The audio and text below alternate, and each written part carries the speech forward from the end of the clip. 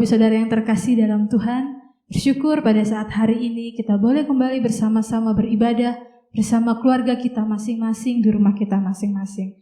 Mari saya mengundang untuk setiap kita menyiapkan hati kita untuk kita mau datang menyembah Tuhan, kita mau membawa korban syukur kita yang terbaik di hadapan Tuhan. Mari kita ambil waktu teduh kita di hadapan Tuhan. Bapak, kami mengucap syukur Tuhan buat kebaikan Tuhan dalam hidup kami.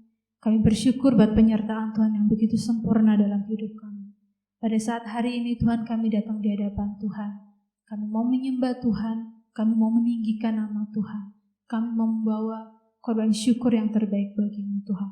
Bertatalah Engkau di atas pujian penyembahan kami ya Tuhan. Dan biarlah ibadah kami kali ini Tuhan menyenangkan hati Tuhan. Terima kasih ya Tuhan Yesus. Kami siapkan hati kami, pikiran kami, jiwa dan roh kami Tuhan untuk kami datang menyembah Tuhan. Di dalam nama Tuhan Yesus kami siap menyembah Tuhan. Haleluya. Amin.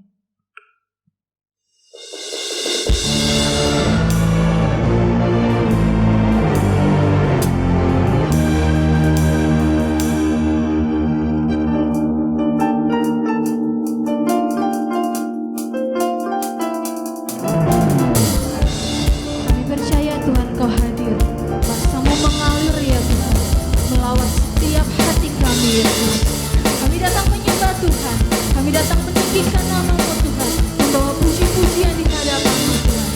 Sama dengan surga ya Tuhan, kami mau menyembah Tuhan. Tuhan Engkau hadir, kuasanya mengalir, melawat setiap hati kami. Roh-Mu membebaskan, Roh-Mu membebaskan, Roh-Mu membangkitkan, kebesaran-Mu dinyatakan. Selamatkan untuk menyembah, diselamatkan untuk menyembah.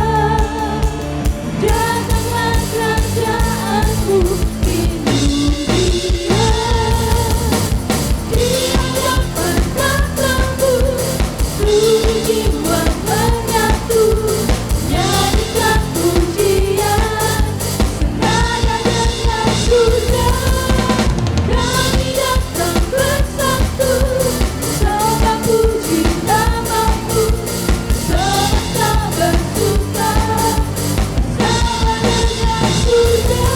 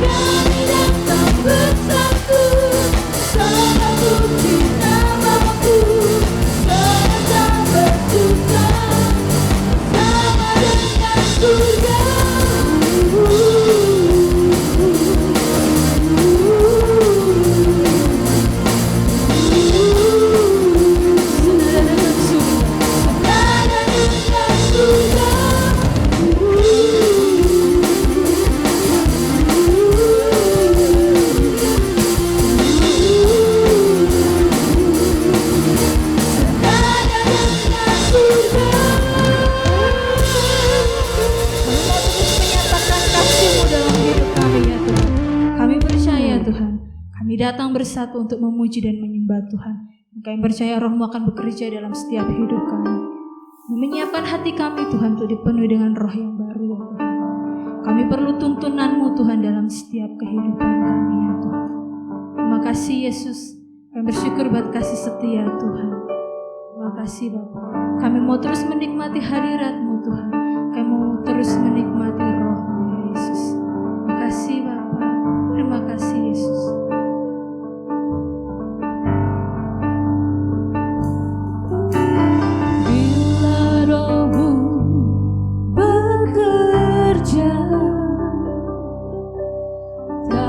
Ada yang mampu menahannya, pribadi yang agung dan mulia, tercurah untuk hati yang terbuka. Bila Roh-Mu berkarya, bila Roh-Mu berkarya, hati yang keras dilembutkan. Tak ada yang mampu hentikan kuasa-Mu bekerja.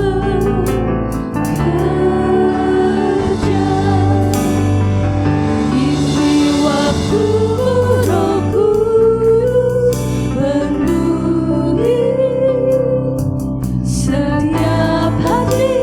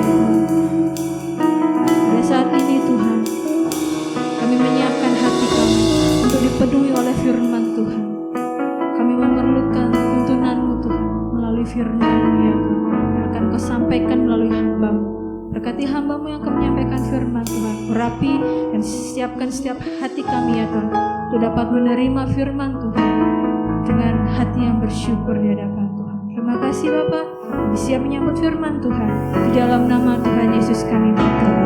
Amin. Salam, salam sejahtera bagi kita semua hari ini. Kembali lagi hari ini kita bersama-sama beribadah di rumah kita masing-masing. Nah, dalam kesempatan yang indah ini saya akan berbicara tentang pekerjaan Roh Kudus. Nah, Bapak Ibu, saudara-saudari yang terkasih di dalam Tuhan, tentu kita semua percaya bahwa Roh Kuduslah yang menyebabkan orang percaya kepada Yesus. Dia pula yang memampukan orang percaya menjadi atau menjalani hidup sebagai orang Kristen yang sejati. Oleh sebab itu, Bapak Ibu, saudara-saudara yang terkasih dalam Tuhan, sebagai orang yang percaya, Roh Kudus itu harus tinggal di dalam setiap kehidupan kita. Karena setiap tubuh kita, Alkitab katakan, adalah tubuh Kristus. Di mana tubuh Kristus? Tempat kediaman Roh Kudus. Roh Kudus digambarkan sebagai Parakletus atau Parakletos, yaitu ia sebagai penolong dan penghibur bagi setiap orang yang percaya kepada Kristus Yesus Tuhan kita. Karya Roh Kudus di dalam kehidupan seorang yang percaya akan memberikan hasil-hasil yang positif yang dikenal sebagai buah roh. Itu sebabnya Paulus yang menuliskan suratnya kepada orang-orang yang ada di Galatia. Rasul Paulus mengajarkan bahwa seorang pengikut Kristus haruslah dapat dikenali melalui buah roh, yaitu kasih, sukacita, damai sejahtera, kesabaran, kemurahan, kebaikan, kesetiaan, kelemah lembutan, dan juga penguasaan diri. Oleh sebab itu, Roh Kudus juga dikatakan sebagai Ruach Allah, Roh Allah. Roh Kudus dikatakan sebagai pneuma, Roh Suci, Roh penolong bagi setiap kita. Oleh sebab itu, Bapak Ibu, saudara yang terkasih dalam Tuhan, di kesempatan yang indah ini, kita mau sama-sama belajar seperti apa pekerjaan Roh Kudus yang terdapat di dalam kisah para rasul. Karena sejarah perjalanan rasul-rasul ada karya-karya Roh Kudus, ada pekerjaan-pekerjaan Roh Kudus yang dikerjakan di dalam pelayanan para rasul-rasul dan orang-orang yang percaya pada waktu itu. Seperti apa pekerjaan Roh Kudus yang terdapat di dalam kisah para rasul? Saya temukan di sini yaitu yang pertama adalah menolong para rasul dalam memberitakan Injil dengan berani. Kita tahu bahwa sebelum Yesus yang mencurahkan rohnya kepada murid-muridnya, yang mencurahkan rohnya kepada para rasul pada waktu itu, mereka mengalami yang namanya ketakutan yang berlebihan karena peristiwa penyaliban, kematian Kristus di atas kayu salib itu belum lama terjadi, sehingga Alkitab katakan para rasul, murid-murid Kristus, mereka tetap ada di Yerusalem, mereka berdoa dan berdoa sambil menunggu pencurahan Roh Kudus itu terjadi dalam kehidupan mereka. Ada rasa takut, mereka belum berani menyatakan kebenaran firman Tuhan, mereka belum berani bersaksi tentang Kristus karena Roh Kudus belum bekerja di dalam kehidupan mereka. Tapi ketika Alkitab katakan bahwa ketika pencurahan Roh Kudus dan mereka dipenuhi oleh Roh Kudus, Simon Petrus, para rasul-rasul, mereka menyampaikan kebenaran, mereka bersaksi tentang Kristus dengan keberanian karena Roh Kudus bekerja dalam hidup mereka. Pekerjaan Roh Kudus yaitu menolong para rasul dalam memberitakan Injil dengan berani. Di sini di dalam Kisah Para Rasul pasal yang kedua, ayat yang ke-37 sampai ayat yang ke-38, saya bacakan bagi kita semua hari ini. Ketika mereka mendengar hal itu, hati mereka sangat terharu. Lalu mereka bertanya kepada Petrus dan rasul-rasul yang lain, "Apakah yang harus kami perbuat?" "Saudara-saudara," jawab Petrus kepada mereka, "bertobatlah." Petrus mengatakan pertobatan. Petrus memberitakan Injil pertobatan, Injil kerajaan Allah dengan keberanian karena Roh Kudus bekerja di dalam hidupnya. Dan hendaklah kamu masing-masing memberi dirimu dibaptis dalam nama Yesus Kristus untuk pengampunan dosamu, maka kamu akan menerima karunia Roh Kudus. Di sini terbukti ketika Simon Petrus dia mulai dengan berapi-api berkhotbah, ia dengan berapi-api menceritakan tentang Kristus Yesus di sana karena ada pekerjaan Roh Kudus dalam hidupnya. Terbukti ketika ia berkhotbah di Serambi Salomo pada waktu itu dengan keberanian karena ada pekerjaan Roh Kudus dalam hidupnya. Ada banyak orang yang bertobat di sana. Alkitab mencatat kurang lebih ada 3.000 orang bertobat di sana melalui pelayanan Simon Petrus pada waktu itu. Petrus dan Yohanes juga pada saat mereka ada di mahkamah agama, mereka di sana diadili dan mereka tetap memberitakan kebenaran firman Tuhan dengan keberanian yang ada dalam diri mereka. Karena Roh Kudus sedang bekerja dalam hidup mereka. Mereka tetap menyatakan kebenaran firman Tuhan. Mereka juga tidak takut mengalami yang namanya penganiayaan. Bapak Ibu Saudara yang terkasih dalam Tuhan, yang menyaksikan khotbah ini hari ini. Ketika Roh Kudus itu ada dalam kehidupan kita, Ia akan menolong setiap kita dalam memberitakan Injil Kristus, dalam bersaksi tentang Kristus dengan keberanian, karena Roh Kudus yang bekerja dalam hidup kita. Oleh sebab itu, Roh Kudus itu harus ada di dalam setiap kehidupan kita.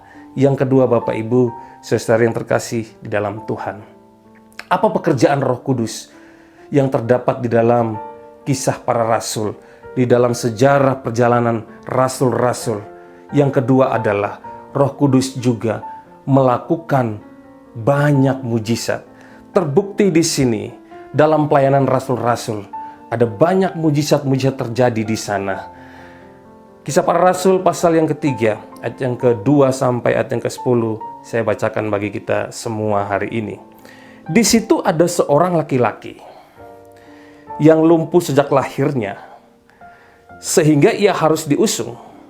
Tiap-tiap hari orang itu diletakkan dekat pintu gerbang bait Allah yang bernama Gerbang Indah untuk meminta sedekah kepada orang yang masuk ke dalam bait Allah. Ketika orang itu melihat bahwa Petrus dan Yohanes hendak masuk ke bait Allah, ia meminta sedekah. Mereka menatap dia dan Petrus berkata, "Lihatlah kepada kami." Lalu orang itu menatap mereka dengan harapan akan mendapat sesuatu dari mereka. Tetapi apa yang dijawab oleh Petrus? Tetapi Petrus berkata, "Emas dan perak tidak ada padaku, tetapi apa yang kupunyai kuberikan kepadamu. Demi nama Yesus Kristus, orang Nazaret itu, berjalanlah." Lalu ia memegang tangan kanan orang itu dan membantu dia berdiri. Seketika itu juga kuatlah kaki dan mata kaki orang itu.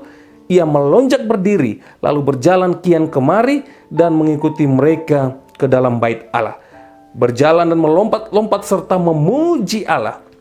Seluruh rakyat itu melihat dia berjalan sambil memuji Allah. Lalu mereka mengenal dia sebagai orang yang biasanya duduk meminta sedekah di gerbang indah bait Allah, sehingga mereka takjub dan tercengang tentang apa yang telah terjadi padanya. Bapak Ibu Saudara yang terkasih dalam Tuhan, Roh Kudus ia melakukan banyak mujizat dalam pelayanan para rasul-rasul. Pekerjaan Roh Kudus yaitu melakukan mujizat. Oleh sebab itu, Bapak Ibu Saudara yang terkasih di dalam Tuhan, mujizat itu masih ada sampai hari ini. Mujizat itu tidak hanya berbicara tentang kesembuhan-kesembuhan yang dialami oleh orang-orang yang percaya, tapi mujizat itu juga berbicara tentang kesembuhan masalah kepahitan, kesembuhan masalah sakit hati, kesembuhan masalah jiwa kita. Bapak Ibu, kita sebagai orang yang percaya, Roh Kudus itu harus tinggal dalam kehidupan kita. Mujizat itu pasti terjadi dalam hidup kita kalau Roh Kudus ada dalam kehidupan kita. Dan yang ketiga, saya temukan di sini. Apa pekerjaan Roh Kudus? Yaitu menginsyafkan manusia akan dosa. Dalam khotbah Petrus, ada banyak orang yang bertobat. Dalam pelayanan rasul-rasul, terbukti ada banyak orang yang diinsyafkan dari dosa-dosa mereka. Kisah Para Rasul 4, ayat yang ke-41 sampai ayat yang ke-42. Di sini dikatakan demikian. Orang-orang yang menerima perkataan itu memberi diri dibaptis, dan pada hari itu jumlah mereka bertambah kira-kira 3.000 jiwa. Mereka bertekun dalam pengajaran rasul-rasul dan dalam persekutuan, dan mereka selalu berkumpul untuk memecahkan roti dan berdoa. Jadi di sini jelas Bapak Ibu, saudara-saudari yang terkasih di dalam Tuhan, pekerjaan Roh Kudus yaitu menginsyafkan manusia akan dosa-dosanya. Melalui pelayanan Filipus di Samaria, ada banyak orang yang bertobat di sana, termasuk sida-sida kerajaan. Roh Kudus menginsyafkan mereka. Oleh sebab itu, kita yang ada di zaman sekarang ini, kita harus yakini tentang pekerjaan Roh Kudus. Kita harus mengimani tentang pekerjaan Roh Kudus. Mungkin kita berpikir tidak mungkin terjadi. Selama ini saya sedang hidup di dalam dosa. Selama ini pergumulan saya berat. Saya hidup di dalam dosa, terikat di dalam dosa, tidak melakukan kebenaran firman Tuhan. Tapi saya mau berkata, saya di kesempatan yang indah ini sebagai hamba Allah, jikalau Bapak Ibu saudari yang menyaksikan khotbah ini membuka hatimu dan izinkan Roh Kudus itu tinggal dalam hidupmu hari ini, maka Ia yang akan menginsyafkan Bapak Ibu saudara-saudari yang terkasih dari dosa-dosa.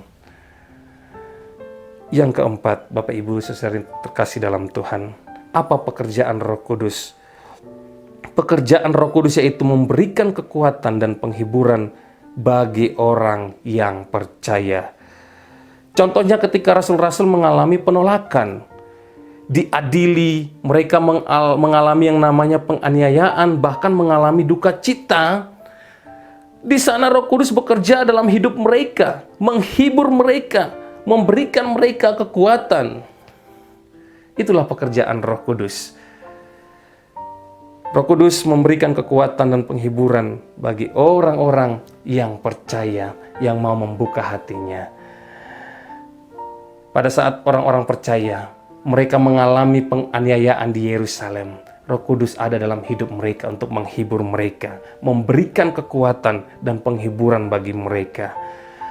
Ada dampak yang luar biasa dari pekerjaan Roh Kudus, Bapak Ibu saudara yang terkasih dalam Tuhan, yaitu dampak yang pertama, banyak orang yang menjadi percaya. Dampak dari pekerjaan Roh Kudus, ada banyak orang yang menjadi percaya. Terbukti dalam pelayanan rasul-rasul, ada banyak orang yang menjadi percaya. Dan Roh Kudus itu ada di zaman sekarang ini.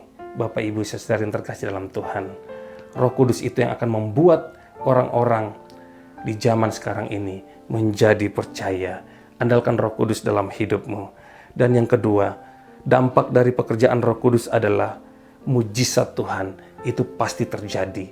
Saya tidak tahu pergumulan Bapak Ibu saudara-saudari yang menyaksikan khotbah ini apa hari ini. Saya tidak tahu. Tapi percaya, ketika Roh Kudus itu tinggal dalam kehidupan kita, maka mujizat itu pasti akan terjadi. Mungkin Bapak Ibu saudara-saudari ada yang bergumul sudah 2 tahun, ada yang bergumul sudah 5 tahun, ada yang bergumul sudah lebih dari 5 tahun, 10 tahun, mungkin ada yang sudah sedang bergumul 15 tahun, bahkan lebih dari 20 tahun. Saya mau katakan hari ini, mujizat itu pasti terjadi. Tidak ada yang mustahil di dalam Tuhan. Roh Kudus bekerja dalam hidupmu, maka mujizat itu akan terjadi.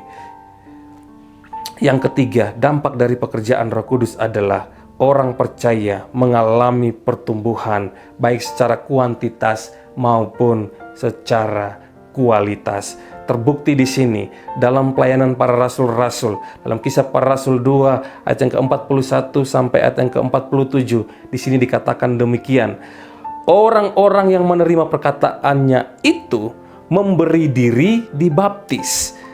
mereka memberi diri mereka dibaptis, dan pada hari itu jumlah mereka bertambah kira-kira 3.000 jiwa. Ada pertumbuhan secara kuantitas, secara jumlah mereka. Mereka juga tidak cukup sampai di situ, tapi mereka terus bertekun dalam pengajaran rasul-rasul dan dalam persekutuan. Dan mereka selalu berkumpul untuk memecahkan roti dan berdoa. Mereka selalu berdoa di sana, dan maka ketakutanlah mereka semua, sedang rasul-rasul itu mengadakan banyak mujizat dan tanda-tanda yang ajaib. Dan semua orang yang telah menjadi percaya tetap bersatu, dan segala kepunyaan mereka adalah kepunyaan bersama, dan selalu ada dari mereka yang menjual harta miliknya lalu membagi-bagikannya kepada semua orang sesuai dengan keperluan masing-masing. Dengan bertekun, mereka selalu bertekun, dan dengan sehati mereka bertekun dan sehati, tidak saling menjatuhkan, tidak saling memojokkan, tidak saling memfitnah, tapi mereka bertekun dengan sehati. Mereka berkumpul tiap-tiap hari dalam bait Allah. Mereka memecahkan roti di rumah masing-masing secara bergilir dan makan bersama-sama dengan gembira dan dengan tulus hati. Dan sambil mereka memuji Allah, dan mereka disukai semua orang. Mereka disukai oleh semua orang, dan tiap-tiap hari Tuhan menambahkan jumlah mereka dengan orang yang diselamatkan. Bapak Ibu Saudara yang terkasih dalam Tuhan, di sini jelas dampak dari pekerjaan Roh Kudus, yaitu orang-orang yang percaya pada waktu itu mengalami pertumbuhan kuantitas dan juga kualitas. Pertumbuhan jiwa-jiwa, ada penambahan jiwa-jiwa, dan juga rohani mereka semakin bertumbuh di dalam Kristus Yesus. Oleh sebab itu, Bapak Ibu Saudara yang terkasih dalam Tuhan, kalau Roh Kudus ada dalam kehidupan kita, kita pun pasti mengalami hal yang sama. Kita pasti akan mengalami hal yang sama seperti yang dialami oleh rasul-rasul pada waktu itu. Sama seperti yang dialami oleh orang-orang percaya pada waktu itu. Ada banyak jiwa yang kita layani, dan rohani kita semakin hari semakin bertumbuh. Dan orang-orang yang kita layani, rohani mereka semakin hari semakin bertumbuh di dalam Kristus. Dan yang keempat, Bapak Ibu Saudara yang terkasih di dalam Tuhan, dampak dari pekerjaan Roh Kudus, yaitu orang percaya dihibur. Roh Kudus menghibur orang percaya. Terbukti ketika orang percaya mereka mengalami penganiayaan di Yerusalem, Roh Kudus hadir dalam hidup mereka untuk menolong mereka, memberikan kekuatan bagi mereka, dan menghibur mereka. Hal yang sama juga itu akan terjadi dalam kehidupan kita di zaman sekarang ini, Bapak Ibu Saudara yang terkasih dalam Tuhan. Dalam pergumulan hidup kita, dalam setiap persoalan yang sedang kita hadapi, apapun yang sedang kita lalui hari-hari ini, hal-hal yang kurang menyenangkan, percaya Roh Kudus, Dia yang akan menghibur hidupmu. Roh Kuduslah Dia yang akan menolong hidupmu. Asalkan ada hal yang harus kita lakukan dalam kehidupan kita. Kita harus membuka hati kita. Biarkan Roh Kudus itu tinggal dalam kehidupan kita. Maka saya percaya Dia yang akan menghibur kita. Pergumulan yang berat, masalah yang besar, sebesar apapun, Roh Kudus yang akan menolong, yang akan menghibur Bapak Ibu Saudari hari ini. Bapak Ibu Saudari yang terkasih dalam Tuhan, apa yang harus kita lakukan agar supaya Roh Kudus itu dapat bekerja di dalam kehidupan kita? Apa yang harus kita lakukan? Ini yang paling penting. Yaitu yang pertama saya temukan di sini, kita membuka hati kita. Ketika kita membuka hati kita, hanya dengan membuka hati kita, dengan kerelaan hati, membuka hati kita, maka Roh Kudus itu akan menguasai hidup kita. Paulus ketika Roh Kudus bekerja dalam hidupnya, ia membuka hatinya. Sehingga Alkitab katakan, Roh Kudus menjamah Paulus pada waktu itu. Dan Paulus mengalami yang namanya pertobatan. Dalam pertobatan Paulus dipakai oleh Tuhan. Dan ia menjadi alat Tuhan yang sangat maksimal. Karena ia mau membuka hatinya agar senantiasa dipenuhi oleh Roh Kudus. kita pun juga harus melakukan hal yang sama. Dengan membuka hati kita, maka Roh Kudus itu akan menguasai hidup kita. Parakletos, penolong, penghibur, Ruah Allah, Roh Yesus, pneuma, Roh Suci, itu akan menolong setiap kita. Buka hati kita, Roh Kudus akan memenuhi hidup kita, akan menolong kita, memberikan kekuatan bagi kita, akan menginsyafkan kita. Dan yang kedua, apa yang harus kita lakukan agar supaya Roh Kudus itu dapat bekerja dengan maksimal dalam kehidupan kita? Yang kedua adalah menjaga hati kita. Menjaga hati kita agar kita tidak mendukakan Roh Kudus. Menjaga kekudusan di hadapan Tuhan.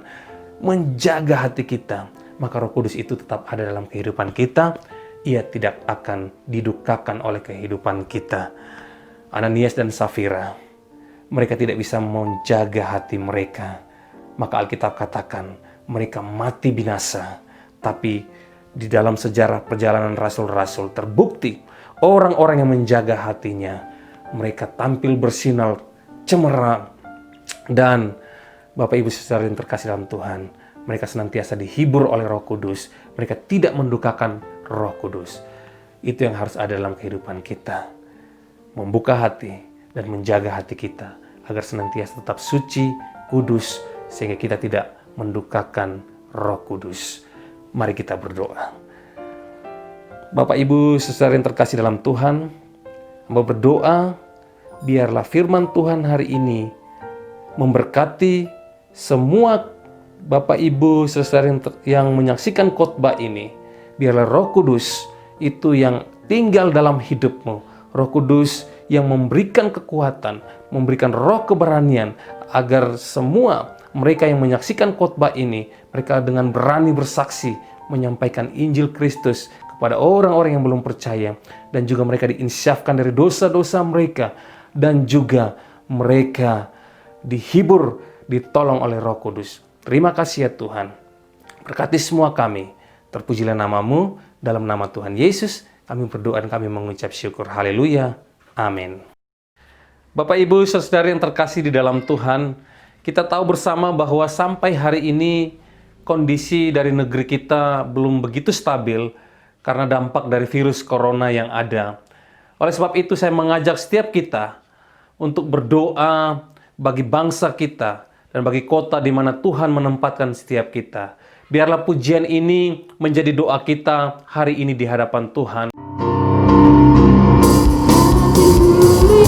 Indonesia,